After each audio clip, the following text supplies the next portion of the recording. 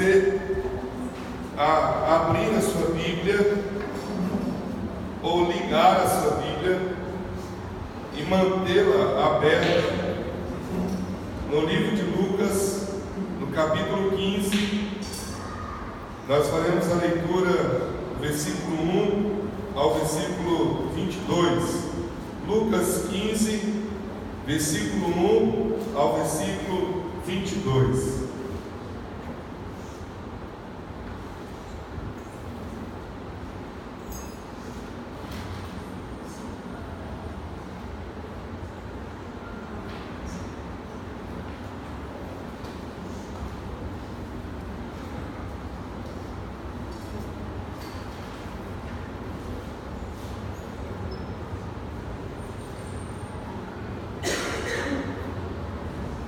A Escritura diz assim aos nossos corações: todos os publicanos, a partir do verso 11, Jesus continuou: um homem tinha 2 filhos. O mais novo disse ao pai: Pai, quero a minha parte da herança. Assim, ele repartiu sua propriedade entre eles. Não muito tempo depois, o filho mais novo reuniu tudo o que tinha e foi para uma região distante, e lá desperdiçou os seus bens, vivendo irresponsavelmente. Depois de ter gasto tudo, houve uma grande fome em toda aquela região, e ele começou a passar necessidade. Por isso foi empregar-se com um dos cidadãos daquela região, que o mandou preparar o seu campo, a fim de cuidar de porcos. Ele desejava encher o estômago com as vagens de alfarrobeira que os porcos comiam, mas ninguém lhes dava nada. Caindo em si, ele disse: quantos empregados do meu pai têm comida de sobra, e eu aqui morrendo de fome? Eu me porei a caminho e voltarei para o meu pai, e lhe direi: Pai, pequei contra o céu e contra ti, não sou mais digno de ser chamado teu filho. Trata-me como um dos teus empregados. A seguir, levantou e foi para o seu pai. Estando ainda longe, seu pai o viu e, cheio de compaixão, correu para o seu filho, o abraçou e o beijou. O filho lhe disse: Pai, pequei contra o céu e contra ti, não sou mais digno de ser chamado teu filho. Mas o pai disse a seus servos: depressa, traga a melhor roupa e vistam nele. Coloque um anel em seu dedo, calçada a seus pés. Traga um novilho gordo e matem-no. Vamos fazer uma festa e nos alegrar, pois este meu filho estava morto e voltou à vida, estava perdido e foi achado. E começaram a festejar o seu regresso. Vamos orar? Eu queria que você fizesse 2 orações. A primeira oração, eu queria que você pedisse a Deus que Deus falasse com você nessa noite. Que Deus falasse ao seu coração como pessoa, de uma forma personalizada. Que o Espírito Santo vasculhe a sua alma, o seu coração, e ministre a você nessa noite. Segunda oração, quero pedir a você que ore para que Deus me use como instrumento dele. Que aquilo que ele colocou no meu coração, que ele tem impactado a minha vida, que eu possa ser um canal dele, somente dele. Que ele misture as palavras dele com as minhas, para que não sejam as palavras humanas aqui hoje, mas sejam as palavras dele, do Pai, ao seu coração. Vamos orar? Pai, em nome de Jesus, nós lemos a tua palavra, e a tua palavra é viva e eficaz, poderosa para dividir mentes, medulas, coração. Tua palavra é poderosa, Senhor, para discernir os pensamentos. A Tua palavra é poderosa para vivificar a nossa alma, para transformar a nossa vida, mudar a nossa realidade, para inspirar o nosso coração e para alinhar o nosso coração com Deus. Nós estamos aqui diante do Senhor completamente desnudados, e nós oramos nessa noite para que o Senhor faça cair todas as barreiras, todos os bloqueios que queiram nos impedir de receber aquilo que o Senhor tem para nós essa noite. Fala com cada um de uma forma personalizada. O Senhor é Pai e o Senhor sonda e nos conhece. O Senhor conhece o estado da nossa alma, as nossas feridas, as nossas cicatrizes. O Senhor conhece as nossas dores, onde fomos machucados, onde fomos sarados ou onde estamos ainda em tratamento. E a nossa oração é que o Senhor ministre individualmente, segundo a necessidade de cada um, com medo do Espírito Santo de Deus. Deus, eu também te peço, estude tuas palavras com as minhas. Espírito Santo de Deus, eu estou aqui em completa dependência do Senhor. E a minha oração é que o Senhor me use como instrumento teu, que aquilo que o Senhor colocou no meu coração, que o Senhor possa falar no coração de cada um essa noite, para a glória e para louvor do teu nome. Nós fazemos um compromisso contigo, Pai. Se o Senhor falar conosco, nós vamos obedecer a tua voz, em nome de Jesus e para a glória de Jesus. Amém, amém e amém. O desejo de compartilhar essa palavra nasceu em meu coração há aproximadamente 2 anos e meio atrás, quando eu tive acesso a um livro que trata justamente desse assunto que está projetado aqui, que ao ler numa sentada, Deus tratou o meu coração e me despertou para coisas que há tempo eu nunca tinha pensado, eu não tinha refletido. Eu descobri ao ler esse livro que muitos de nós, não conseguimos, preste atenção nisso, não conseguimos desfrutar plenamente de um relacionamento com Deus, numa perspectiva de pai e filho, porque estamos muito marcados, ou fomos muito marcados, e ainda não tratamos a nossa vida. Eu descobri e fui despertado para entender que para algumas pessoas, quando nós falamos que Deus é Pai, ao invés disso promover uma segurança, uma paz, uma alegria em seus corações, eles se arrepiam de pavor e medo. Eu descobri que tem gente que não consegue se colocar diante de Deus e sentir a graça maravilhosa do Senhor como Pai na sua vida, simplesmente porque foram feridos em sua paternidade. E a grande descoberta que esse livro me fez enxergar é que se eu não for tratado da minha paternidade, eu não vou desfrutar plenamente da paternidade de Deus. Por isso, eu preciso de uma paternidade bem resolvida. Isso potencializou quando Deus me deu um presente de ser acompanhado por uma psicóloga e tratar essas questões de uma forma bem pontual e significativa na minha vida. Não é novidade para vocês que alguns meses atrás eu fui diagnosticado com burnout. E hoje eu falo isso com paz no meu coração e me sentindo uma pessoa normal. Quando eu tive esse diagnóstico, isso me apavorou, me angustiou profundamente o coração, porque eu construía na minha cabeça coisas ilegítimas. Mas hoje eu percebo que, como você, eu sou uma pessoa normal e que eu também posso passar por esgotamento.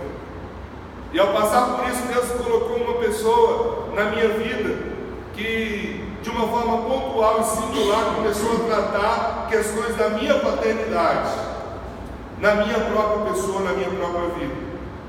E como testemunhei no domingo passado, há 2 semanas atrás, em uma das sessões, eu fui profundamente tocado pelo Espírito Santo de Deus, quando Deus me curou um problema de paternidade que eu tive. Depois daquele tempo, uns 15 dias atrás, eu falei, eu preciso compartilhar isso com as pessoas. Eu preciso repartir isso. E Deus me deu um direcionamento para isso. Ao olhar para a parábola do filho pródigo, eu consegui enxergar nessa parábola os problemas que existiam no coração desses 2 filhos, que levaram eles a viver o que eles viveram, e que nos ensina, e o propósito de Jesus a nos falar sobre esse assunto. O que significa o conceito de paternidade bem resolvida? Ou o que significa o conceito de algo bem resolvido na vida? Paternidade bem resolvida é estar bem resolvido sobre esse assunto em relação com os seus pais e em relação com a paternidade de Deus. Presta atenção nisso. Paternidade bem resolvida é estar bem resolvido com os seus pais e estar resolvido na sua relação com Deus e desfrutar adequadamente do relacionamento, dos frutos desse relacionamento. Conceito de paternidade bem resolvida significa eliminar as pendências, memórias doentias, sequelas presentes, fruto das complicações dos relacionamentos com os pais. Muitos de nós passamos por isso. Paternidade bem resolvida é prosseguir mediante a cura divina do nosso Pai Celestial. Ao estudar esse assunto, e desde esse despertamento eu venho estudando esse assunto a fundo, vários livros, graças a Deus, têm sido escritos para tratar essa questão. Esse livro, Paternidade Bem Resolvida, foi escrito pelo pastor Fabiano Ribeiro, que é um dos pastores da igreja da cidade de São José dos Campos. Existem outros. Um dos livros também que me chamou muita atenção foi Não Temos Muitos Pais, um livro sensacional que trata também sobre essa questão de paternidade. E o que eu aprendi sobre paternidade é que aproximadamente 98,9% das pessoas e da população tem problema de paternidade. Você está me entendendo? Está me ouvindo? Você me ouviu bem dizer isso? 98,9% das pessoas tem problema de paternidade. 1%, nós estamos falando de toda a população mundial, não tem problema de paternidade. Muitos desses problemas nós não temos sequer ciência, convicção deles. Nós não conseguimos identificar. Até porque, naturalmente, quando você tem um problema de paternidade, o que nós fazemos é negar isso, às vezes inconscientemente. Mas, como eu disse no início, se não resolvermos os problemas nossos de paternidade, não vamos nunca desfrutar de um relacionamento paternal de Deus de forma plena. E eu tenho certeza que você deseja desfrutar de um relacionamento com Deus diferente, mais profundo, mais intenso, mais pleno. E isso só acontece quando nós resolvemos os problemas da paternidade. Pastor Carlito Paz nos diz: tudo que ficar mal resolvido no seu passado vai visitar o seu futuro. de alguma forma visita o seu futuro. Visita o seu presente. Tudo que ficar mal resolvido no seu passado, de alguma forma visitará o seu futuro. Presta atenção. A gente precisa separar algumas coisas na nossa vida, para a gente entender coisas que são saúde para o nosso coração. Quando você tem um encontro com Deus, quando você entrega a sua vida a Jesus Cristo, quando você decide caminhar com Jesus, o maior presente que você recebe é o presente da vida eterna. É o direito conquistado por Cristo de você passar a eternidade para sempre com Ele, de viver no céu, de ter o caminho, de passar pela porta correta e desfrutar da eternidade com Deus. E a liberdade que Jesus pode nos curar de qualquer coisa que você possa imaginar na sua vida. Mas o que eu tenho aprendido é que coisas que machucaram as nossas emoções, que marcaram a nossa vida numa perspectiva emocional e psicológica, nós precisamos tratar isso numa perspectiva humana. Isso não tem nada a ver com Deus. Deus pode curar? Pode. Mas Deus nos cura e nos oferece cura de acordo com a sua palavra nos nossos relacionamentos. Por isso que Tiago nos diz que a gente precisa confessar uns aos outros e orar uns pelos outros para sermos curados. Os relacionamentos curam a nossa vida e Deus coloca pessoas na nossa vida para nos curar, para nos permitir tratar as coisas que o relacionamento deve afinar na nossa vida. Isso não tem nada a ver com Deus, cara. Eu entreguei a minha vida a Jesus Cristo dia 27 de novembro de 1994. Mas isso não mudou a orfandade que eu adquiri, que é um dos problemas de paternidade por causa da morte da minha mãe. Não tem nada a ver com Deus essa história. Minha mãe morreu, eu tinha 8 anos e isso marcou a minha vida emocionalmente e psicologicamente.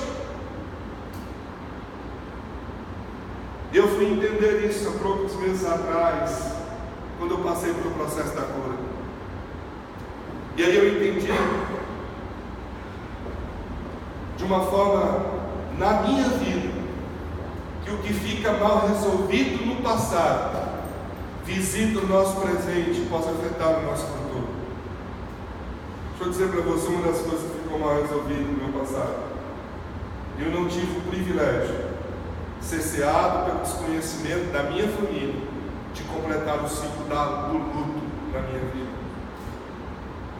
Eu não vi minha mãe ser sepultada. Minha família pensou que estava me protegendo, a mim e meus irmãos, e não nos permitiu acompanhar o sepultamento da mamãe. E a última cena que eu guardei foi o caixão dela sendo colocado em cima de uma caminhonete branca de um amigo da família, todo mundo saindo para enterrá-lo, sabe-se lá onde.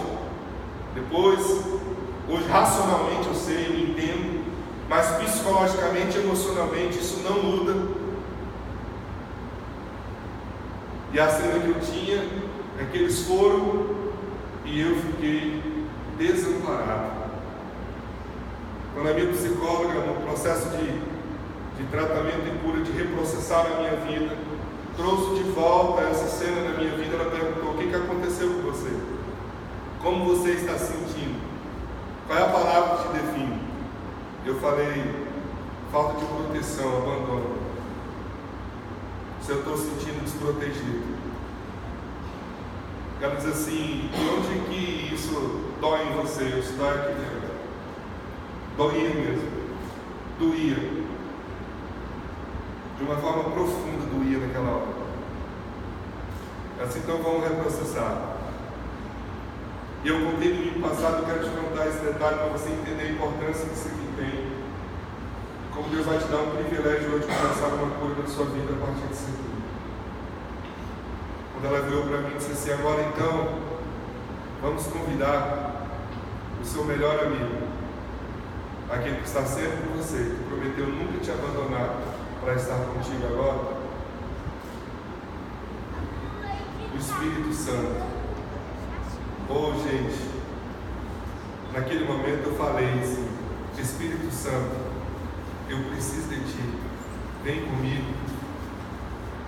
Olha só como é que eu fiz. Naquela hora, eu pude sentir a presença do Espírito Santo na minha vida de uma forma que eu nunca tinha desfrutado. E quem me conhece, caminha comigo, já sabe que eu tive muitas experiências com Deus maravilhosas. Mas naquele dia, foi algo muito além. Eu nunca tinha experimentado na minha existência. Eu nunca tinha provado. Eu pude ouvir Deus dizer para mim, o Espírito Santo afirmar comigo: eu estou com você, eu vou caminhar com você todos os dias, eu nunca vou te abandonar. A partir de agora, eu vou conduzir a sua vida. Eu pude dizer, eu pude ver o Espírito Santo me pegando ainda com 8 anos de idade, me conduzindo pela mão, e me trouxe à memória todas as coisas que aconteceram todos esses anos, dele me conduzindo detalhadamente. E no final eu disse para a psicóloga assim: sabe como eu me sinto? Como naquele filme Brincando nos Campos do Senhor, passeando no jardim, com ele segurado nas minhas mãos. Eu chorei copiosamente, porque eu nunca tinha sentido a presença tão forte de Deus como eu senti naquela hora. Por causa de quê? De uma cura da paternidade na minha vida. Preste bem atenção. O que fica mal resolvido no passado pode visitar o seu futuro, pode marcar você, pode impedir que você prossiga, que você vá adiante, que você experimente coisas maravilhosas que Deus tem para você. Então nós precisamos resolver o relacionamento com os nossos pais. Tudo começa aí. O relacionamento que você vai desfrutar com Deus, preste atenção, começa quando você resolve os problemas de paternidade na perspectiva humana.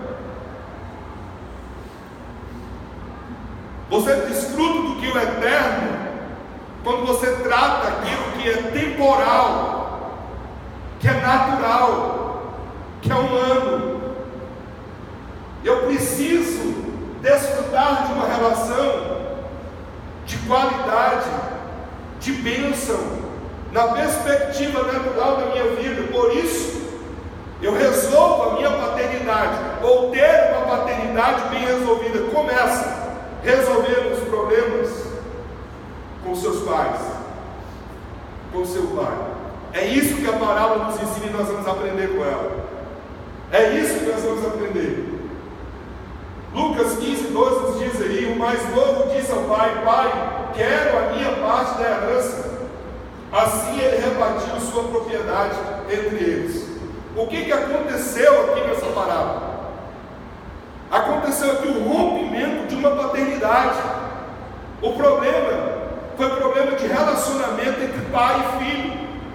Porque na cultura judaica, nunca, jamais, em qualquer outra cultura, mas muito mais na cultura judaica, é permitido um filho reivindicar a herança ainda em vida.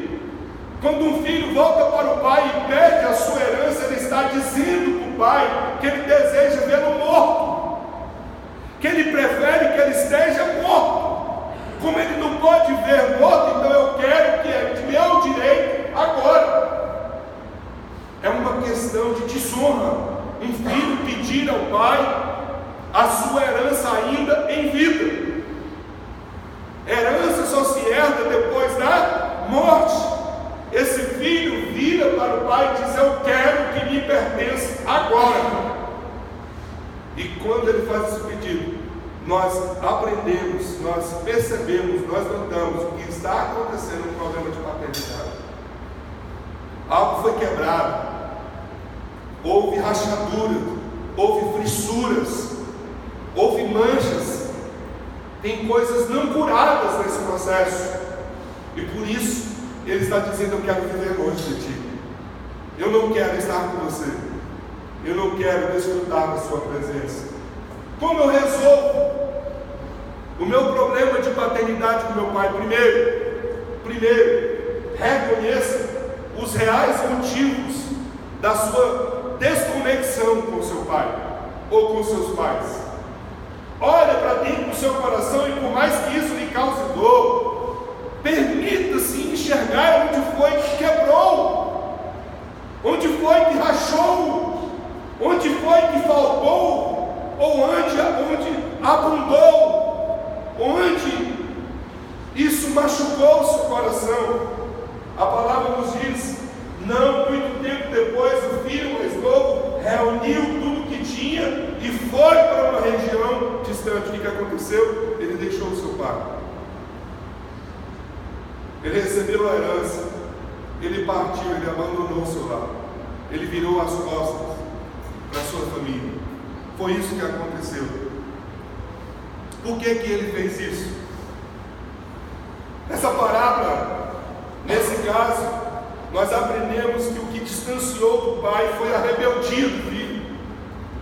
Porém, há uma quantidade enorme de filhos que se distanciam por se sentirem feridos por seus pais, machucados por seus pais, foram abusados emocionalmente, fisicamente, psicologicamente, e em algum momento sofreu algum tipo de lesão, de ferida dos pais, e eles preferem, por causa disso, se distanciar e ir para bem longe, para não ter que viver as lembranças daquilo que foi a sua experiência ruim e traumática. Reconheça os reais motivos da desconexão com seus pais. Aonde foi a rachadura? Onde foi que você foi ferido? Qual foi a palavra dita que te machucou? Qual foi o gesto que faltou? Ou que foi exagerado? Que te bloqueou? Que gerou em você o desejo de estar longe, de não querer mais, de não fazer mais parte, que fez com que você se tornasse, sentisse um órfão, um desprotegido, um machucado, um sozinho no processo? Onde está a desconexão? As palavras às vezes geram isso, as atitudes às vezes geram isso. Quantos foram abandonados pelos pais?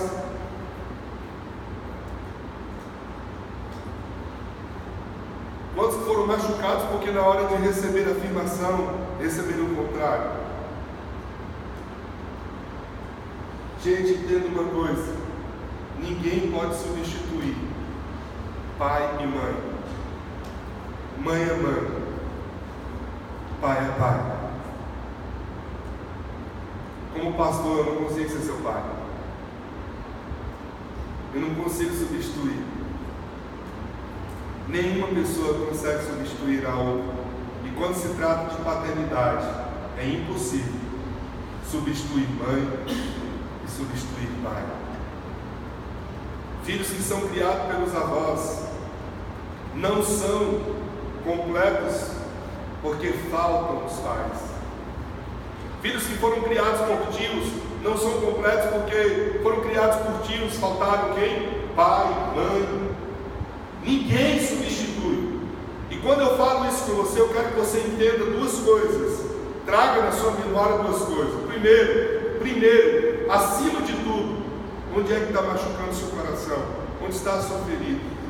Onde você precisa ser tratado? Segundo, como você pode ser como pai uma cura para os seus filhos, para aqueles que Deus colocou na sua vida? Onde você desvinculou, rompeu com os seus filhos? Como construir isso de volta? Pensa nisso. Olha para o seu coração. Sabe por que eu estou falando isso? Porque quando a gente ouve uma mensagem, a gente tem a mania ruim de ficar pensando no outro. A gente tem dificuldade de olhar para o nosso próprio coração e olhar para nós e aprendermos onde é que eu preciso de cura, onde é que eu preciso melhorar como pai e mãe, onde é que está desvinculado, onde é que foi rompido na minha vida. Mãe é mãe, pai é pai. Segundo, reage contra as disfunções emocionais adquiridas. Reaja contra isso. Se você foi machucado, houve ali algo que precisa ser tratado.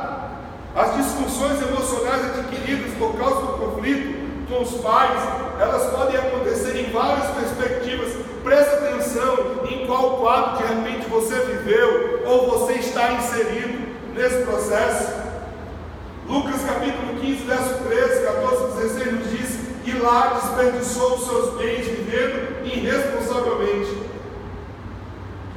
Depois de ter gasto tudo, houve uma grande fome em toda aquela região e ele começou a passar necessidade.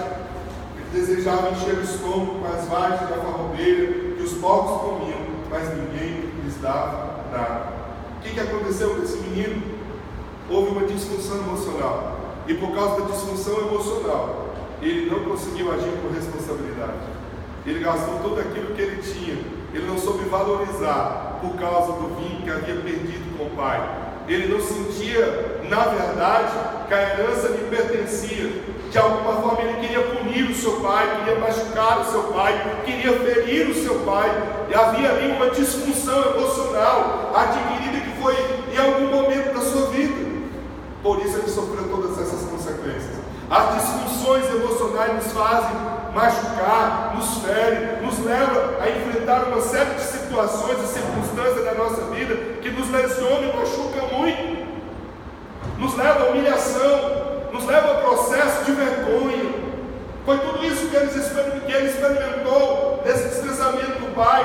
Quando ele perde tudo, ele vai cuidar de porcos. E para um judeu que não podia comer porco, que era imundo, se considerava imundo, imagina cuidar de porco, por causa da disfunção emocional. Ele era um péssimo administrador por causa da disfunção emocional. Não sabia lidar com os recursos porque havia uma disfunção emocional. E aqui eu queria que você olhasse para a sua vida e aprendesse uma coisa: não há neutralidade na vida, gente. Nós reagimos positivamente ou negativamente diante das coisas que nos acontecem. Presta atenção: as disfunções emocionais adquiridas por causa dos conflitos com os pais podem ser quando os pais são inexistentes. O que acontece com os filhos? Se tornam solitários. O que é um pai inexistente? O que é um pai inexistente? É alguém que não se faz presente, alguém que não se participa, alguém que não está, embora esteja. Um dos problemas de paternidade mais problemático hoje na vida das pessoas é a orfandade de pai vivo. O que é a orfandade do pai vivo? O pai é vivo, mas o sentimento que os filhos têm é de que eles não existem. Isso é a orfandade do pai vivo. Eles não estão lá quando precisam. Eu contei para vocês a história, algum tempo atrás, quando eu falei sobre a Família para Sempre, a série Família para Sempre aqui, de uma pessoa que compartilhou comigo a experiência quando foi morar nos Estados Unidos e foi trabalhar numa escola. E ao trabalhar nessa escola, lá eles recebem uma agenda previamente. Eles sabem de todos os compromissos que vão acontecer no ano, geralmente assim nas escolas. E em determinado dia havia um evento, uma apresentação do seu filho. E ela tinha comunicado no seu trabalho que naquele dia tinha uma apresentação do seu filho. De repente, naquele dia, porque os americanos são bem pragmáticos, eles anotaram que naquele dia ela não estaria lá, porque ela ia estar com seu filho na apresentação. Meses depois chega então o fatídico dia, vamos dizer assim, e ela vai para trabalhar. E quando ela chega no trabalho, ela é chamada para a coordenadora, pela coordenadora. Ela trabalhava na escola, e a coordenadora falou assim: o que você está fazendo aqui? Você não vim trabalhar, mas você não disse que hoje ia ter uma apresentação dos seus filhos? Ela disse: sim, vai acontecer sim. Meu esposo foi para lá, vai tirar as fotos, depois eu vou ver. para surpresa dela, a coordenadora vira para ela e fala assim: e onde você estará nas fotos?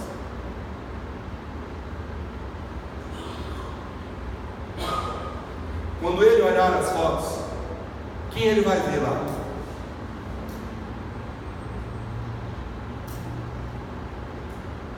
Ela disse que aquilo mexeu com ela, e a pessoa disse assim: você não precisa ficar, vai,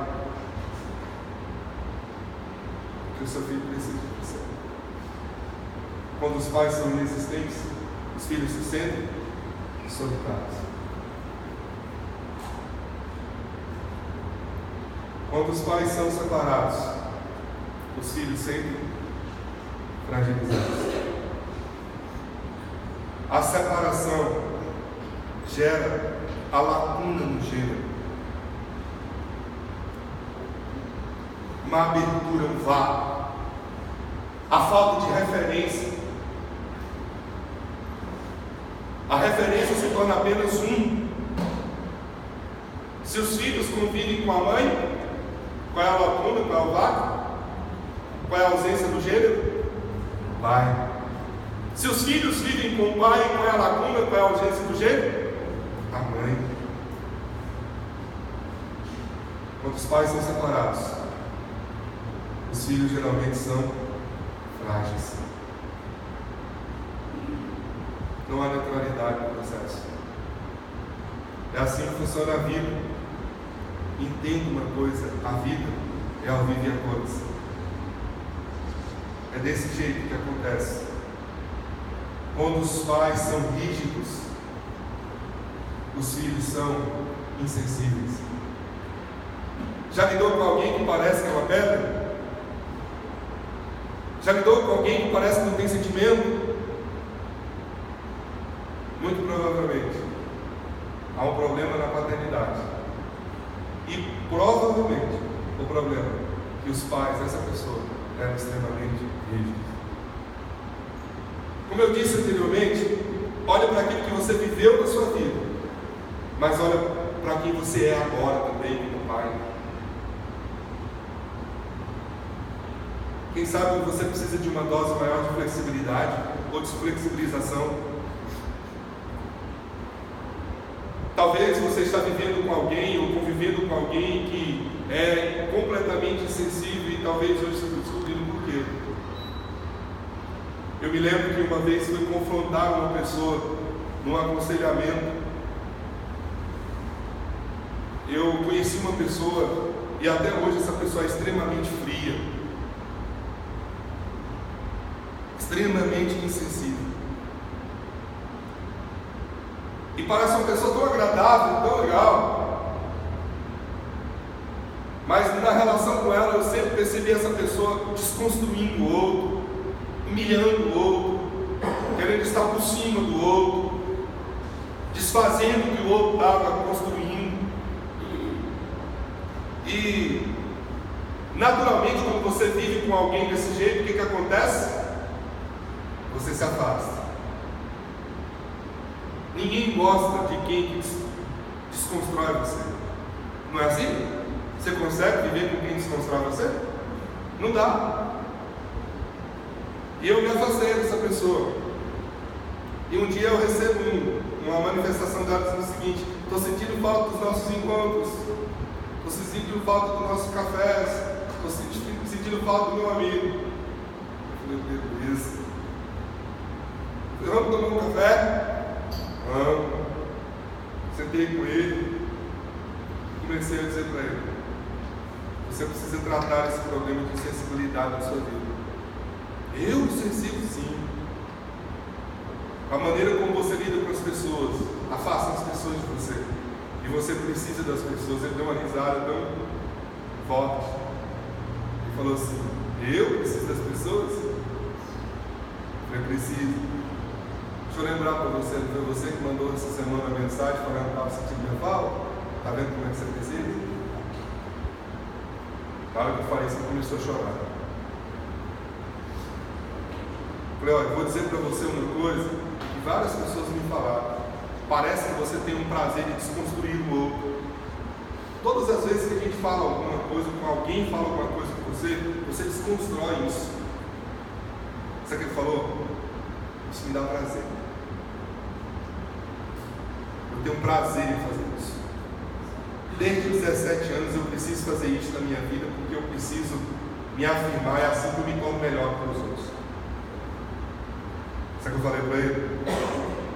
Nem eu e nem ninguém é culpado pelas feridas que você sofreu na sua vida lá na infância. Volta lá e corrija o seu caminho, a sua rota. E aí eu fui descobrir qual foi o processo de vida dele.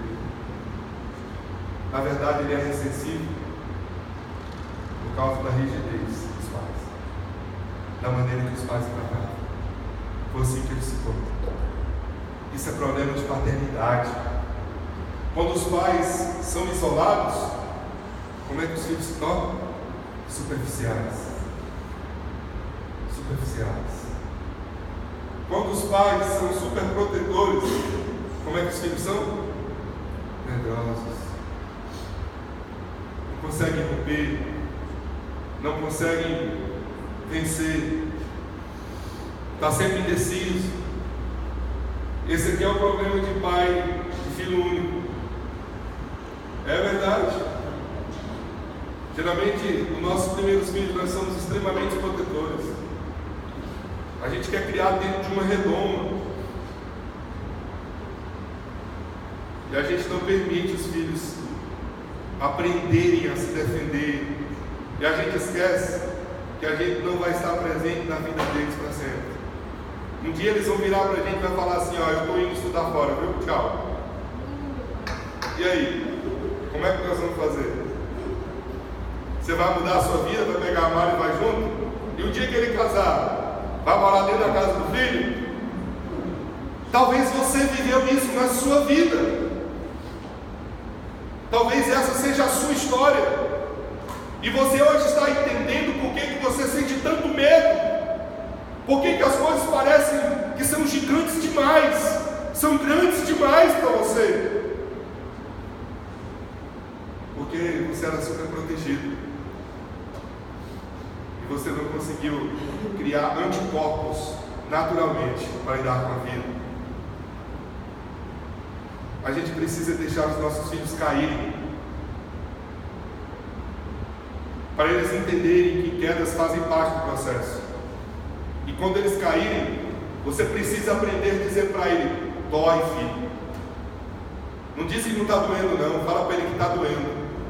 E abraça ele. É o suficiente para ele aprender que toda vez que ele machucar, ele vai sentir dor, mas ele tem alguém que vai ajudar no processo. É assim que nós precisamos aprender. Quando os pais são frios, o que acontece com os filhos? Os filhos são extremamente carentes. Qualquer pessoa tem em seus corações.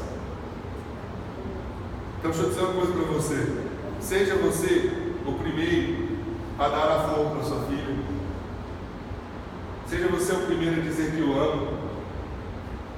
Porque se você como pai não diz a seu filho que ama, você como mãe não afirma o seu filho que o ama, o dia que alguém dizer isso para ele, os sentimentos deles vão se ruir completamente. E ele vai se entregar totalmente.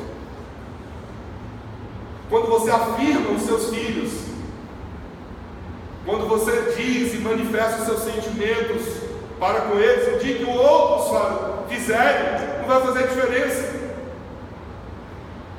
Porque ele sabe o que é isso. Quando o garotão chegar na sua filha e vai dizer eu te amo, para ela não vai fazer diferença nenhuma, porque ela ouviu a vida inteira você dizer isso para ela, e ela sabe o que é amor verdadeiro. Entende? Talvez seja isso que você se tornou uma pessoa tão frágil. Você está descobrindo que faltou na sua paternidade um pouco mais de calor humano, e tornou você uma pessoa extremamente carente. Quando os pais são liberais, o que acontece com os filhos? Os filhos se tornam inconsequentes. Se eu não coloco limites, depois eles vão se machucar. Se eu vou dizendo sim, sim, sim, sim, sim, sim, sim para tudo, um dia ele vai aprender que alguém vai dizer não. Ele vai ter que parar. E quando ele parar, ele vai se machucar. Talvez seja essa a realidade de muitos pais, de muitos que aqui se encontram hoje, vivendo essa situação. Quando os pais são consumistas, o que se torna os filhos? Materialistas. Os valores são outros. Quando os pais são desleais, os filhos se tornam rebeldes. Eu me lembrei de um colega, pastor, que tem o corpo inteiro tatuado. Corpo inteiro. Inteiro. E ele pregando e ele entendendo o processo de paternidade, ele diz assim: um dia eu olhei para mim mesmo e eu me dei conta por que eu fiz todas essas tatuagens. E ele tatuou o nome da esposa bem aqui no pescoço dele. Se o pior foi descobrir que eu fiz essa tatuagem não por causa da minha esposa, mas o que estava por trás do meu coração é que na verdade eu queria machucar meu pai. Todas as tatuagens que eu fiz na minha vida foi uma forma de manifestar com o meu pai. O que eu descobri é que a minha paternidade estava corrompida e machucada. Às vezes a gente não dá conta de tantas coisas que nós fazemos, o que nós fazemos por causa do problema de paternidade, que a gente precisa rever e consertar na nossa vida. Quando os pais são disfuncionais, o que acontece com os filhos? Se tornam codependentes. Está precisando sempre de alguém, não consegue nunca fazer nada sozinho. Pastor Cote, dos homens mais extraordinários que tem no nosso país, que trabalha sobre comportamento humano, da área de comportamento humano, psicólogo, missionário da Jocum, diz: comparativamente, podemos afirmar de forma geral que a ênfase bíblica na responsabilidade pessoal é 70%, enquanto as heranças são 30%. É isso aí, meu amigo. A vida é o viver a cores. E a gente precisa aprender a lidar com isso. Terceiro, decida acertar as pendências na sua vida. Você resolve o problema de paternidade na sua vida acertando a pendência, não é se isolando, não é negando. Precisa sentar e conversar para resolver. Precisa pedir perdão. Precisa de reconciliação. Precisa de abraço. Precisa de beijo. É isso que acontece no texto. Quando o filho cai em si, diz o texto que ele volta e diz o texto que ele encontra com o pai, é beijado, é abraçado pelo pai. E nós aprendemos aqui que precisa existir um processo de tratamento, de reconciliação, de acerto das pendências.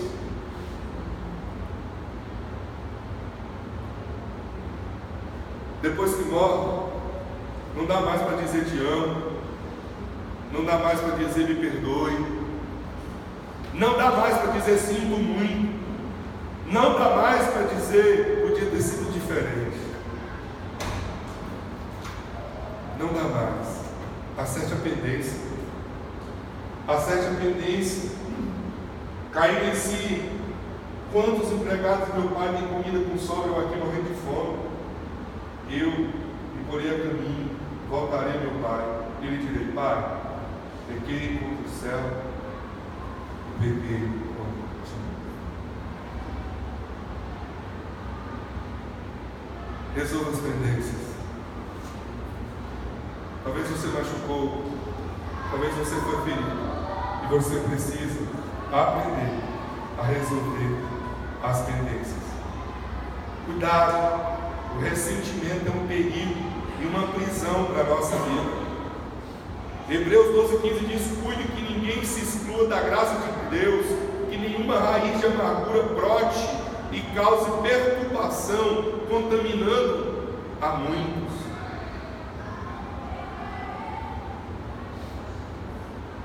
Não deixe que a erva daninha da amargura se espalhe.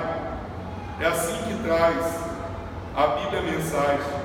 Uns poucos de espinhos podem arruinar um jardim em pouco tempo. acerte as pendências, e a gente acessa a pendência com o perdão. Perdoar não é esquecer, mas permitir que alguém renasça em sua vida.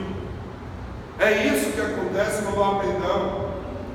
Cuidado com o ressentimento. O ressentimento é como você carregar uma carga subindo o morro acima. É muito difícil. É insuportável. Você não vai conseguir chegar no topo. É isso que diz a Escritura. O perdão é o melhor caminho. O perdão é a solução de tudo. O perdão é a cura dos relacionamentos. Acerte as pendências. Perdoe quem lhe feriu, quem lhe machucou. Perdoe. Talvez quem lhe feriu, quem lhe machucou, apenas reagiu às próprias feridas que sofreu, apenas reproduziu as disfunções que sofreu. Entenda isso. Talvez quem lhe machucou apenas porque era também uma vítima de uma paternidade mal resolvida. Perdoe. Não carregue culpa na sua vida. Liberte. Perdoar não é esquecer, mas permitir que alguém renasça em sua vida. Senhor Jesus, eu queria que você lesse comigo aqui essa oração e pensasse naquilo que machucou o seu coração. Vamos lá, todo mundo junto? Senhor Jesus, agradeço a Ti pelas coisas boas que recebi dos meus pais. A partir de hoje, abro meu coração para perdoar os meus pais daquilo que feriu o meu coração. Peço perdão por qualquer sentimento e comportamento em relação a eles que sejam contrários à Tua palavra. Cura o meu coração e liberta todas as prisões relacionadas ao meu relacionamento com os meus pais. Naquilo que for possível, me ajude na recuperação, e aquilo que eu não posso fazer, entrego nas Tuas mãos. Recebo a Tua cura para todos os outros níveis de relacionamentos em minha vida. Em Teu nome, Jesus. Amém. Assim, receba na sua vida aquilo que você precisa. Você não é culpado, mas muito provavelmente quem lhe feriu também não é culpado. Era apenas vítima de uma paternidade também. Talvez ele abandonou porque a referência dele era uma paternidade corrompida. Talvez ele não abraçou porque a referência de paternidade foi a falta de abraço. Ele não sabia fazer também da mesma maneira. Por fim, recomece o relacionamento com seus pais. Recomece. Se ele ainda está vivo, dê a oportunidade de você dar um abraço, de você liberar o perdão, de você tomar um café, de você almoçar novamente, de você te permitir construir uma nova história. A seguir, levantou-se e foi para o seu pai. É assim que se reconcilia. Não espere ele vir até você. É o filho que vai atrás da água. É o filho que busca a reconciliação. Porque talvez, gente, aquele que lhe feriu nem tenha consciência que lhe feriu. Senta com ele e diz: ó, você machucou meu coração aqui. Por causa disso eu me senti assim. Eu quero que você me perdoe. Nós somos responsáveis por aquilo que nós colocamos no nosso coração. Eu já ensinei a vocês que o perdão, quando eu vou a alguém e peço perdão, eu não estou pedindo perdão pelo que a pessoa fez comigo. Eu estou pedindo perdão pelo que entrou no meu coração em resposta àquilo que eu sofri. Eu preciso separar isso. Se alguém jogou uma pedra em mim, eu não estou indo lá pedir perdão porque ele jogou a pedra em mim. Eu vou pedir perdão é porque a pedra me machucou, e quando ela me machucou, eu deixei entrar no meu coração coisas ruins acerca da pessoa. E aí eu sou responsável por aquilo que entra no meu coração em relação ao outro. Eu já disse isso disse, eu vou insistir, porque a Escritura nos diz, o Evangelho é da minha pessoa para o outro, não do outro para comigo. O Evangelho parte de mim. É assim que a palavra nos ensina, e é desse jeito que os mandamentos da mutualidade nos ensinam. Amar o próximo como a ti mesmo, servir uns aos outros, perdoar uns aos outros, ajudar uns aos outros, exortar uns aos outros, carregar as cargas uns dos outros. É da minha pessoa para o outro, não é do outro para comigo. Eu sou responsável por aquilo que deixa entrar no meu coração. Acerte as pendências. Comece seu relacionamento com seus pais, ainda dá tempo. Esses dias eu estava falando com uma pessoa, reclamando da luta e da dificuldade que é cuidar de um dos pais, porque está idoso. E aí eu quase que reajo instintivamente quando isso acontece. E quando eu me dei conta que eu estava falando com a pessoa, eu gostaria de ter esse trabalho com a minha mãe, mas eu não posso ter mais. Entendeu? Eu gostaria de tomar café com a minha mãe, mas eu não posso tomar mais.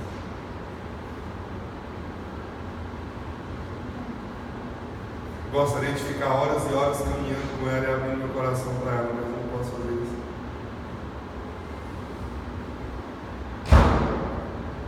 Gostaria de dar um abraço, sentir o cheiro, dizer me perdoe. Eu quero concluir aqui te contando uma coisa que aconteceu comigo na cura da minha paternidade. Sabe o que você precisa fazer? Quando eu falo sobre reconstruir, um dos processos de reprocessamento na minha terapia, um dos momentos que mais machucava o meu coração, que Jesus me libertou, mas que eu resolvi quando eu me permiti tratar. No dia que eu decidi a morte da minha mãe me bateu, legitimamente. Eu tinha 8 anos de idade, tinha chovido muito na nossa casa, nós morávamos na fazenda. Terminou, passou a chuva, ela tinha dado banho em mim e no meu irmão, que tinha 6 anos de idade. Eu com 8 e ele com 6. Nós saímos para a rua, para fora da casa, fomos brincar. E a nossa brincadeira de criança, correndo. O que aconteceu? Eu derrubei meu irmão. Meu irmão sujou todinho de lama. Minha mãe pegou a gente, ó. Toma uma peia, toma um couro. Naquele dia, eu ia dormir na casa do meu avô, que ficava mais ou menos 1,5, 2 quilômetros de casa. Meu avô estava no internado e minha avó estava sozinha com as minhas tias. Eu grande, eu ia fazer companhia para eles. Chegou a hora de ir embora. Meu pai estava tratando dos porcos no paiol. Eu saí distante de casa, uns 200 metros mais ou menos. Eu saí da minha casa e fui aonde estava meu pai. Virei para meu pai e disse: pai, benção pai, já estou indo para a casa da minha avó. Voltei, o caminho para eu ir para a casa da minha avó passava na frente de casa. E eu passei na frente de casa e minha mãe estava na porta da cozinha, escorada na porta desse jeito. Olhou para mim, olhei para ela, baixei a cabeça e segui e fui embora. Não falei nada, não disse nada, fui embora.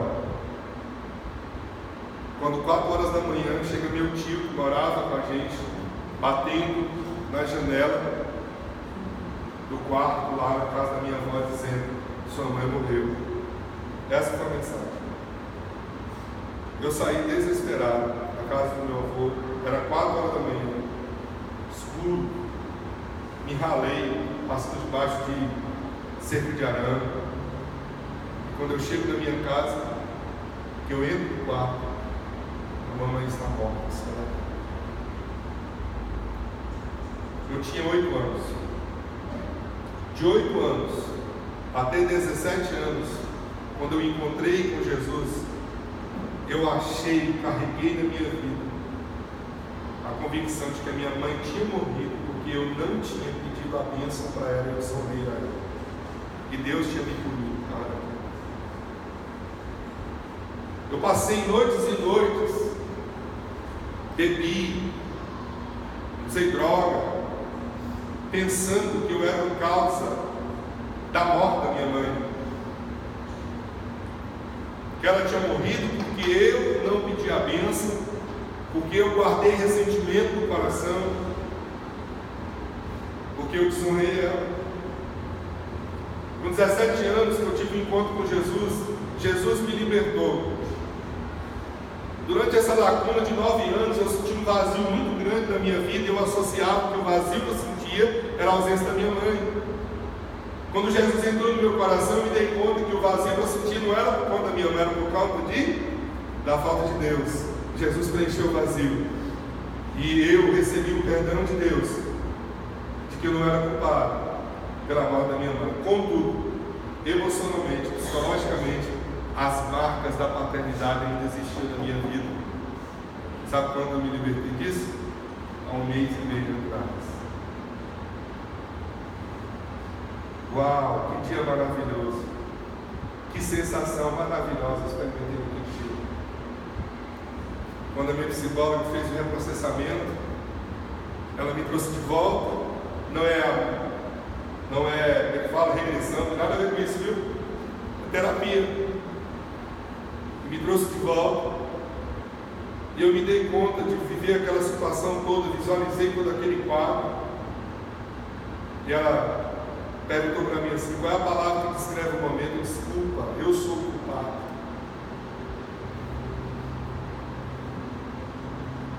Ela disse assim: então vamos voltar, vamos reprogramar? E ela foi me conduzindo no processo. Vai no seu pai, volta. Agora vá até sua mãe. Eu saí e fui até a mamãe. Quando eu fui até a mamãe, ela olhou para mim e disse assim: eu te amo, filho. Deus te abençoe. Eu te amo muito. Virei as costas, fui embora. Que sensação maravilhosa.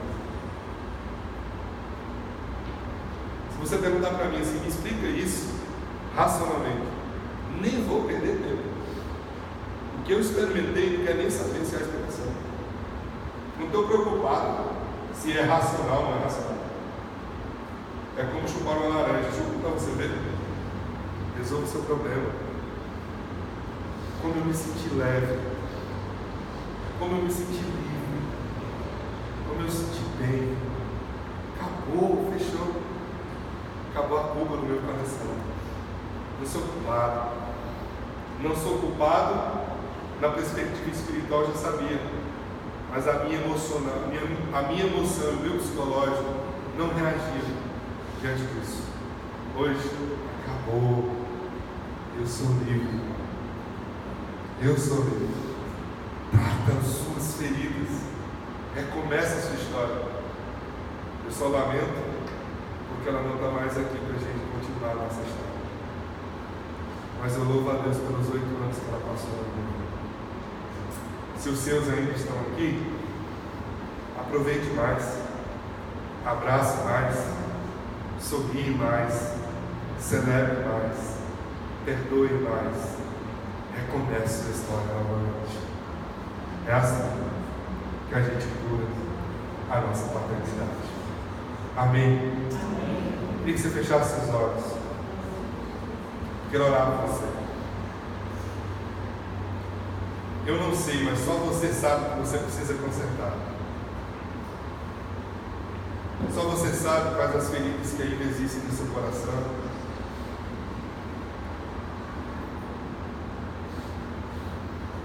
Só você sabe a cicatriz que ainda te incomoda.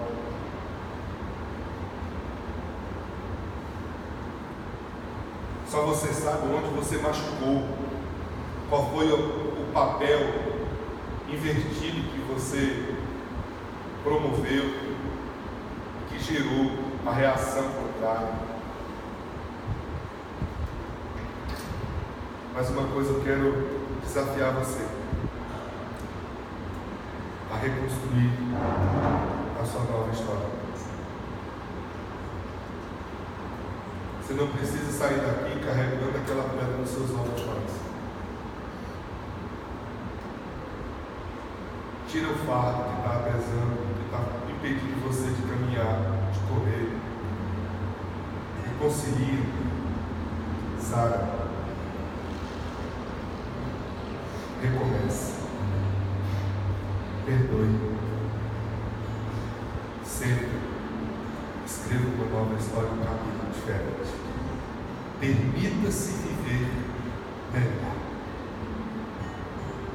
Deus quer te abraçar plenamente, mas você só vai permitir ser abraçado se as suas feridas forem curadas, porque você ainda está com medo de estender os braços para Ele.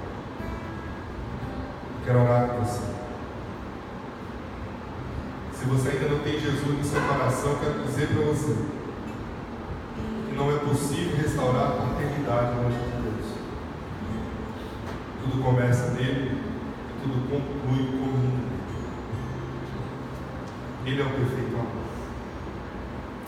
Quero orar com você. Pai, eu quero colocar diante do Senhor os meus irmãos e as minhas irmãs. Nós acabamos de ouvir a Tua palavra.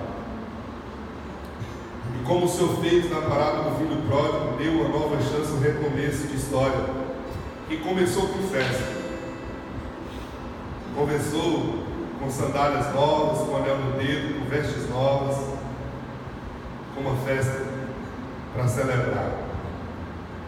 Talvez muitos de nós ainda se encontram mortos, emocionalmente, psicologicamente. Talvez ainda ferido pela paternidade, como órfão, vivendo na frieza, na indiferença, bloqueado na desconfiança. E essa noite eu quero te pedir que o Senhor traga a cura na vida de cada um. Como diz o salmista no Salmo 139, o Senhor nos sonda e o Senhor nos conhece. O Senhor nos sonda e o Senhor nos conhece. Sabe do nosso deitar, do nosso levantar, de longe penetra o nosso pensamento. E a palavra ainda não nos chegou a mim, o Senhor conhece. Pai, cura nossas famílias. Permita-nos um passo adiante. Permita-nos a reconstrução dos laços. Abençoe com a liberação do perdão. Em nome de Jesus.